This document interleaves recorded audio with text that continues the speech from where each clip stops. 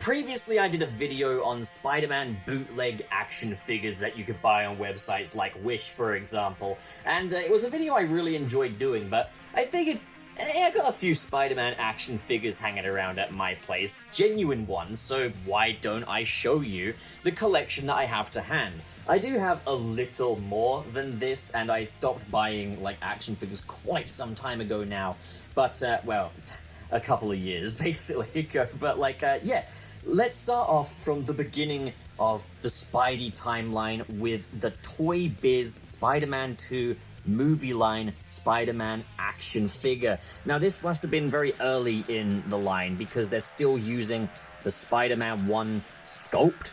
They changed it to a dedicated Spider-Man 2 version of this look later down the line, but the way you can tell that this is a Spider-Man 2 figure is the logo on the chest, the back, and the colors are different. I had a very similar action figure to this when I was younger, which was a Spider-Man 1 figure, and the red was much more muted and the blue was much brighter, so it's kind of like they turned it inverted between movies. As we know, like, Spider-Man 2 had a brighter costume in the red department but darker in the blue. One immediate problem with this is he cannot stand. Like, whether you stand him balanced or not, this little foot joint here is very, very loose. So yeah, these Toy Biz figures, they do age, especially in the articulation point. I think, like, to some degree, it's to be expected from old action figures, is that their joints will age and become looser, which is different from, like, humans, where the joints become stiffer as you grow older. But yeah, he will not, he won't stand. Taking a closer look at the figure, the paint job is really precise. This is still a great looking figure. Probably one of the best looking Spider-Man figures that you can still get is these old Toy Biz Raimi movie ones. Like, the webs are all painted on. I remember the Amazing Spider-Man 2 figure from Marvel Legends. Amazing Spider-Man 2 suit had raised webbing, but they didn't paint the raised webbing. It was all just indented inwards. They actually bothered having raised webbing on these figures and painted it in this nice silver color. And the paint apps on the eyes and everything are great. And then there's the articulation, where, as like a kid, I remember these things being really articulated, but they do show their age a little here as well, in that the arms do not come out very far. This one comes out further than this one seems to. It's very stiff. I don't want to risk breaking it. But everything else other than that, aside from how loose some of these joints are, is great. You know, he's got a good little ab crunch, waist articulation. Head actually moves up by quite a ways there. Not sure if he seems to have this tiny little bump on his head. I must admit, not big on that. Legs very articulated. Yeah, it can do all that jazz. Come out here. Toe articulation was something these old Toy Biz ones had before the license changed to Hasbro, and like they even had these little fingers where he could shoot down on his webs. Those are Spider-Man 1 hands, because he didn't have webbing on his hands on his palms anyway, in Spider-Man 1. Now, while he can't stand, fortunately we do have a kind of stand-like accessory in this here, which is, I love this. Like, the Toy Biz figures always went really ham with these big accessories that were like as big as the figure itself, and you can lean him up against that, and it looks great. Close look at this, though. You got like a Broadway sign. You got these little lights painted on the inside, and it's The Importance of Being Earnest by Oscar Wilde, which was the play that Mary Jane was starring in Spider-Man 2, so really great piece of Spider-Man 2 memorabilia here. But also, this in itself has some features in that, like, you can pull these legs out here if you want to stand the stand-up more easily, and you can literally extend this so it's too big to even fit on the camera, and that's just an awesome little thing. It's like a little diorama for Spidey to stand against. But I guess my one criticism would be that it doesn't have any pegs here for the peg holes in his feet so you can stand him. So yeah, kind of a bummer that it's a figure that's definitely showing its age, but visually it's sweet. It looks great. So yeah, this is the Spider-Man of my childhood here, the Tobey Maguire Spider-Man, and yeah, absolutely love this figure. It holds up really well under like today's lens. It looks great, which is more than can be said for a lot of figures these days. And yeah, overall, great figure. So next up, we have the Spider-Man Origins Mysterio figure. And of course, I had to get a Mysterio figure when I was younger. My favorite Spider-Man villain. Like, there's no way I wasn't going to have a little figure of this guy. And I believe the Spider-Man Origins line was one of the earliest lines from Hasbro that would do Spider-Man figures. So they were still using the Toy Biz sculpts. but they did it with like a metallic paint job, and yeah, it just looks a little bit better than its old Toy Biz counterparts. Obviously, they have released newer versions of this since, with more rounded fish bowls and bulkier bodies, and I know a lot of people are going to prefer that, but there's a lot of charm to this giant fish bowl that this one has. And he comes with this stand here, Spider-Man Origins, and that is evidence that this came out during the Raimi era of Spider-Man. And yeah, he can actually stand his little Pete's onto these pegs here. Hang on, it's one of those things where you can't slot it in without directly looking at it, it seems.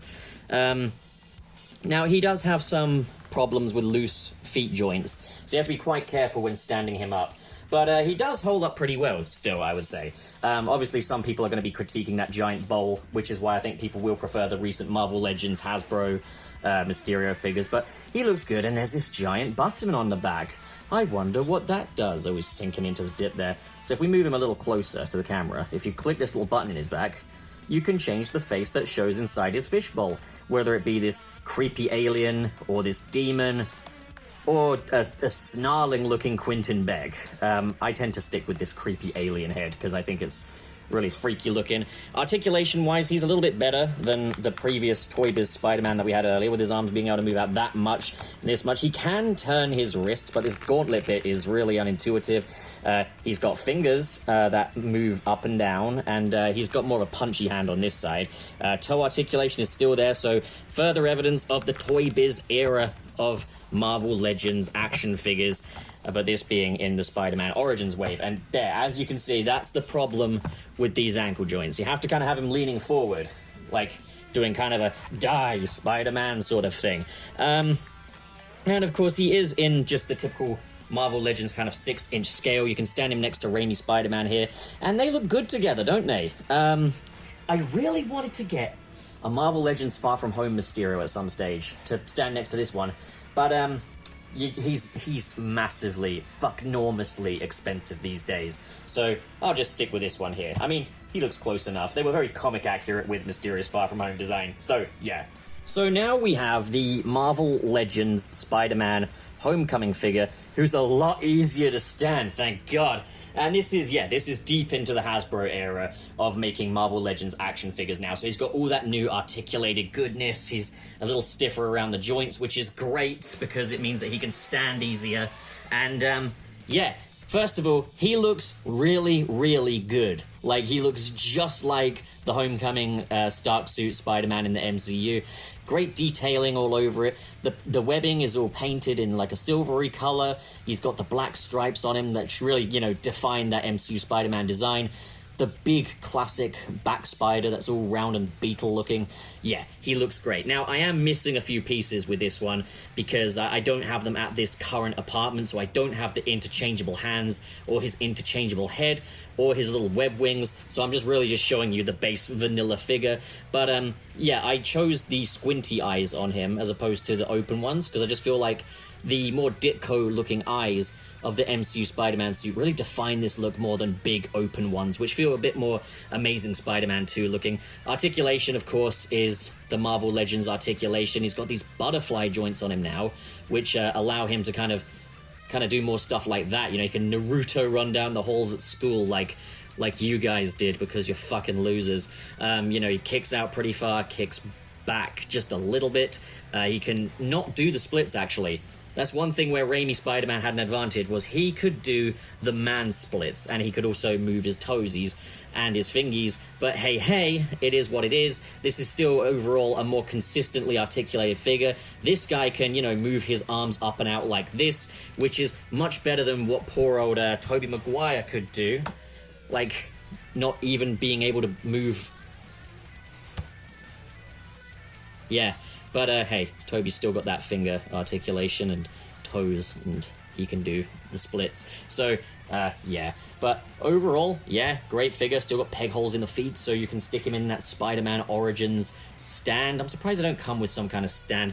And that's another thing. He doesn't come with the importance of being earnest sign by Oscar Wilde. But such is the advantage of having both. We like both Tobey Maguire and Tom Holland in this house. So yeah. So here we have the Marvel Legends Classic Spider-Man, aka Pizza Spidey, as a lot of people refer to him as, and you'll know why in a bit, but for starters, what a great, awesome, clean-looking action figure this is. Like, the paintwork, or I'm guessing this is printed on, looks so precise and so good, like, even down to that back spider on his chest, which for some reason has a hole in it, but yeah, this is kind of where we're at, folks. This is like the epitome of where Marvel Legends are at now. Like, it's a great looking figure. The sculpt is really clean. The articulation is really good. He can, do all sorts of cool poses and stuff like that. He can't really do splits though, again. But yeah, he's got lots of ankle pivot. You can't seem to rotate his feet though, which is kind of odd. I kind of thought that would be kind of expected by now, but still. Other than that, a great figure, great articulation. He feels robust as well, which is great, it's really where, it separates the real deal from the bootlegs. He can look up pretty far, look down a decent amount, so he can be all, oh my fucking god, so it's a great figure. This one I actually do have the accessories for. So, first of all, we rip off his head, and you can put on this Peter Parker, hang on, come on in. You can put on this half Peter Parker fucking... There we go. You can put on this half-mast Peter Parker head, and the reason you've got this is so that in this, hand or whatever, you can hand him a slice of delicious Mr. Aziz pizza, which he can just, eat up or spill all over himself. Well done, Spidey. But yeah, that looks good. It's well painted and everything. So yeah, I tend to stick with the masked head though, but yeah, you can make him kiss. He's got whipping hands, which you can replace really easily. I remember I had trouble with the bootlegs replacing the hands, but on these ones, it just comes right off. I'm not doing a great demonstration here, am I? Yeah, it comes off like so, and then it just pins in, and you can have a nice whipping hand for your Spider-Man. This is not a great demonstration, but yeah, there it is. He can be like, whoa, I got pizza and I got webs. I'm gonna web my pizza back into my hand. There's no fastener for that pizza, you just kind of have to balance it in there, but still, a great little accessory, really like it, and yeah, this is kind of like the quintessential classic Spider-Man action figure, and yeah, I think Hasbro really kind of earned their namesake here. Great stuff, great figure, great Spider-Man. So this here is the Marvel Select Spider-Man Far From Home figure. Now, in terms of displaying things, I've made things a little difficult for myself because he's quite a lot taller, because he is in a different scale to a Marvel Legends figure, although those two aren't too bad, which is ideal, because Spider-Man and Mysterio were the ones fighting in Spider-Man Far From Home, so not bad. But anyways, yeah, for starters, yeah, this is a Marvel Select, not a Marvel Legends. It is not made by Hasbro, to my knowledge. The reason being, I didn't buy the Marvel Legends one because it looks like a cheap piece of plastic. Basically, it's kind of a toss-up for Spider-Man Far From Home Advanced Suit Spider-Man. Or, not Advanced Suit, let's see, it was an upgraded suit, wasn't it? It's kind of a toss-up between whether you want an articulated figure that stands in scale with your Marvel Legends figures, or whether or not you want something that actually looks good. See here? They've painted all the webs really nice and precise. Come on, camera. Focus on him. There we go. Yeah. Now, he doesn't have the articulation of Marvel Legend. No butterfly joints, nothing like that. But, he still has a decent amount of movement here. His hands, they don't seem to have a pivot on them, do they? Oh, they do. They do. They rock like that. So you can make him, anyways, yeah, there's that. I have a bunch of additional hands for this as well, which I will show in a bit. But yeah, he's nicely articulated. He's got a lot of movement to him. He's another one whose feet don't rotate, isn't he? Yeah, no rotation on the feet. Interesting. But you can get some cool poses out of this guy, like some cool falling or doing Spidey stuff and all that jazz. me? Yeah, he's a good figure. I really like the fingerless glove look on him. And of course, moving over to the back, we've got this nice back spider, which is all in white this time. The webs are painted in, but also grooved as well, which is great. You've got the white around the spider. You've got all the texturing on the black sections of this suit.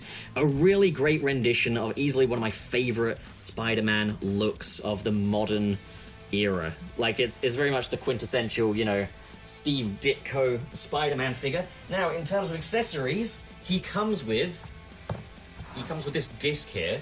Now, the reason for that is that you can assemble yourself a Turf Island flag from his little trip to Turf Island. So let's pop that in there. And this flag is too big for the camera. Let's angle that up. Spider-Man's trip to Turf Island 2019. There you go, Spidey. Enjoy all the casual racism. And then we've also got an extension for this flagpole for if you really want to go big. And it is way too big to show on the camera. Look how much we have to angle that up to see that. Look at that. Yeah, colossal. Stiff tripod. Stiff. So yeah, that flag is a cool little accessory, I guess. I gotta admit though, it makes it very situational. It makes it very much a, this is the far from home adventure for Spider-Man, rather than just being like, you know, you've got Spider-Man in any context. So I would have personally rather had an American flag in spite of my Britishness. But yeah, you've got these interchangeable hands for him, which are always a little bit finicky. You've got fists, you've got thwippers, which, you know, webs. So yeah, there's all that. And yeah, on a whole, he's a great figure. It's a shame that he doesn't stand in scale, but he's fine. He's good. He's got just the right amount of articulation. Any less, I think I would have been a bit pissed. But, like, he is a good figure, and he looks great, and that's the most important thing. Could have afforded maybe an interchangeable head with different lenses, but then again, I do think they captured the likeness of the Tom Holland Spider-Man's lenses better than the Marvel Legends. Like, visually, I would say he's a bit better than the Marvel Legends Spider-Man. Like, if we look at them like this. They look like they're getting down and dirty. But, yeah, no, he's visually, that's the best thing about him, is aesthetically, he looks great. But if you think we are done, you haven't seen anything yet, as we have this deluxe Marvel action figure from Toy Biz. We're taking a trip back in time to the Toy Biz age. And in here, we have Aunt May. And we are just... yeah, you can see Aunt May on there. You know, what could possibly go wrong? What could possibly go wrong, guys? So this was a Christmas gift from my girlfriend, Liz. And, yeah, she managed to get this for me. And very excited about this because I saw this on, like, an Ashens video in the past and thought, wow, what an action figure. This is the time Doc Ock was really playing a victim to get in the good graces of Aunt May. Further reminder that Doc Ock is the arch nemesis of Spider-Man. And if you disagree, you're wrong. So... there we have Aunt May in the packaging. the pose they've got her in is creepy, like she's about to strike out at her son Peter. And it's got this right up here. You can pause it if you want to read any of that. And I love the pride that came with packaging this. It's like it's in this famous cover series box, and it's just there's so much pride in this because like you got this amazing illustration here, and then you just got this window showing you the figure underneath, and it's just the pride here is just it's what makes it for me. So let's open her up. Let's get her out of the box, shall we? Oh, okay. What do we got here?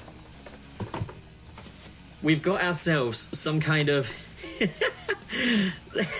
to celebrate the launch of the new famous cover series, Toy Biz is offering a limited edition 8-inch figure of Spider-Man's Aunt May. This exciting Marvel action figure is not available in stores and only 10,000 will be produced. Liz, this was quite a get. Thank you, babe.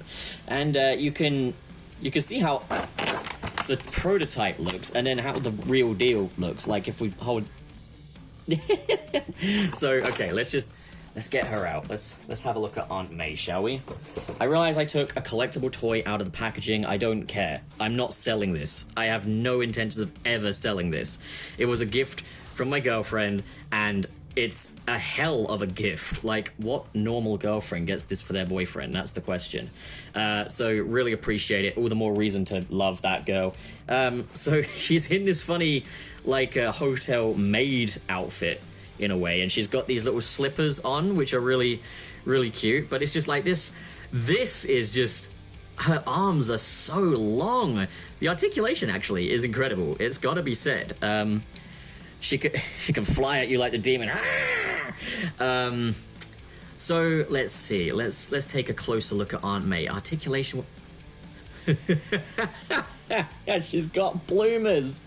She's got bloomers. Oh my goodness. And I guess that's where you can take her clothes off. She's got her hair all bunded up, nice and ready to get her hands dirty as she takes on Doctor Octavius. And so the hands are very plastic-like, and that's... Her slipper's fallen off. Zinko, if you're watching, that's for you, buddy. So yeah, you can put that back on. There we go. Zinko has a foot fetish, guys, just for the context there. Let's take a look at Aunt May's face a little better. It's like Aunt May, but portrayed by Gary Busey. Kind of got a Gary Busey look going on there. What do you guys think? What's also funny is just the hairline up the back. Wow. Wowza. Okay. Amazing. Remember when Twitter tried to cancel me for saying that Spider-Man had relations with Aunt May? Because as a minor, there was more context to that joke. It sounds much more gross than it is. Well, look, he can hold hands with her and make his merry way to school. Come on, Peter. Come on, let's go to school. Come on now. Yes, Aunt May. Oh, God, I've fallen and I can't get up. Oh, I'm dead. Aunt May? Aunt May? Oh, God. Oh, no. Oh, my good. Oh, my good graces. Oh, no. Oh, my goodness. Oh. Somebody call an ambulance! But yeah, she's also, being an 8-inch figure, I wonder if she stands in scale with the Marvel Select Spider-Man from Far From Home. Let's find out. No, she's still freakishly tall, even compared to him. If we take Homecoming Spider-Man, then it really is like, it's like a Wi-Fi signal. Yeah, no, so... Yeah, either way, thank you so much, Liz, for this figure. It's amazing. Sorry for exposing her like that. Very not classy of me. But, yeah, I'm gonna pop her back in the box now. One of 10,000 in the world, and truly, truly something magnificent. Amazing. Thank you so much for watching, guys. And if you enjoyed this video and you want to see more like it, hit subscribe, hit the like button, and in the description below is the link to my social media, such as Twitter, where I'm most active talking about who my favorite Spider-Man is, or should I say, in this case, who my favorite nephew is. So, yeah, and if you really, really want to help support this channel a little more, and I really do request that you do, be sure to visit the Patreon link in the description below to help support this channel, and he can, pay for his electric bills and stuff, or whatever. So, yeah, with all that being said, thank you so much for watching, guys, and have a great day. Bye!